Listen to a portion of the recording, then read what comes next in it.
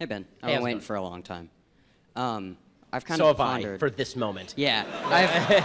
I've kind of pondered how to ask this, but how does your view of transgender issues work when scientific anti-realism as a concept exists? You're going to have to explain that one.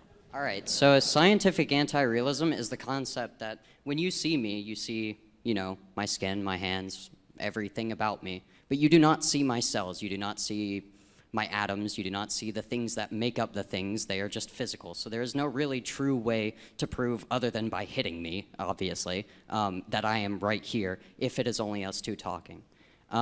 So therefore, this would apply to any gendering things, including intersex, which can have an XX or XY chromosome and have androgen or estrogen insensitivity.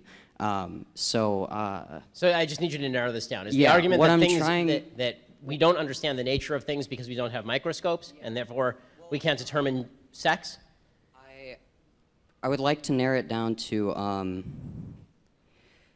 we cannot fully identify a gender of a person right when we see them, so therefore I believe that it is not within my own individual liberty to gender that person. Okay, so here's my problem with that particular argument. The answer is that in 99.8%, 99.9% of cases, you absolutely can gender somebody based on looking at them.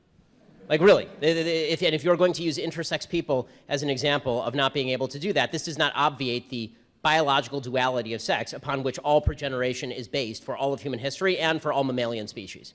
So intersex people do not invalidate the concept of sex as a generality. Intersex people are people who have a biological anomaly. And by the way, in most cases of intersex, those people still manifest as either a male or a female.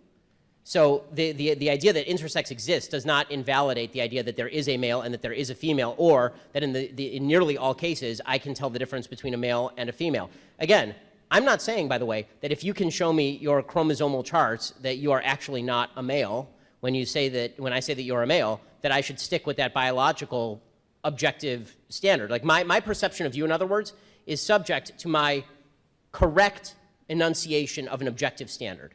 So the objective standard, here's the deal. For all of human history, there was an objective standard between male and female.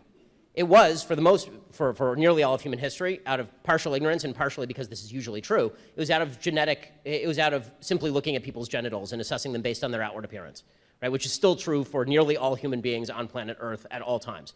Okay. What was that?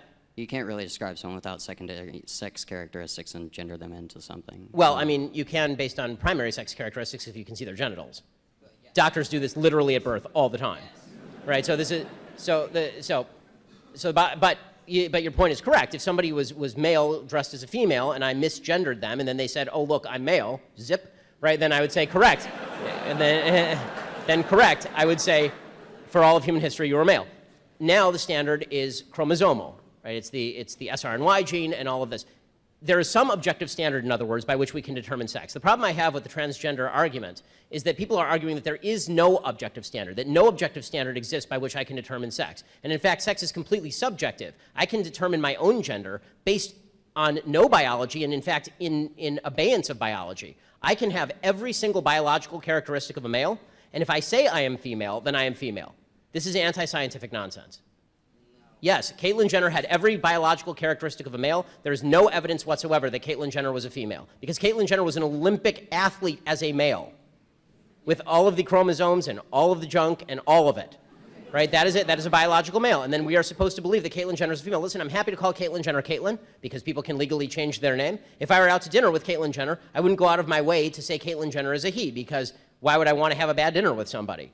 But if I'm speaking in public with folks and I'm talking about the presence of sex, there's not a biologist worth their salt on planet Earth who would say that sex does not exist. Yeah, I agree.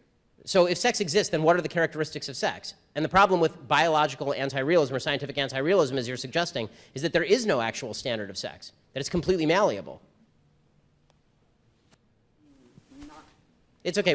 Sorry, do you have a quick response? I don't want to cut you off. I'm not saying that sex is malleable. I'm saying there is male and female biologically. That is true, yes. Right. But I'm saying that gender is a spectrum. I'm saying that there is at least male, female, and non-binary because of this strange. And what I'm saying is that there's a word game that goes on when people discuss gender, Because if we are talking about certain characteristics to which we attribute to masculine or feminine, if you want to say that there's a genetic male with feminine characteristics, we're fine. That's a male with feminine characteristics.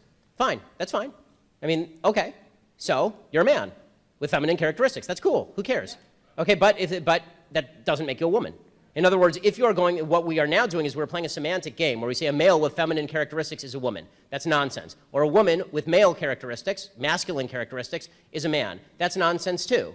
And by the way, it actually ends up misgendering a lot of people who are just butch women or effeminate men.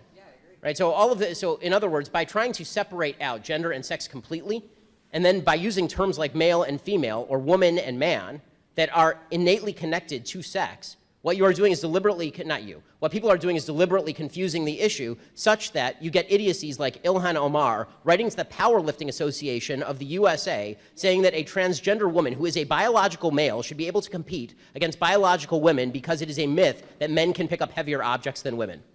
That is not a myth. That's called science. Thank you.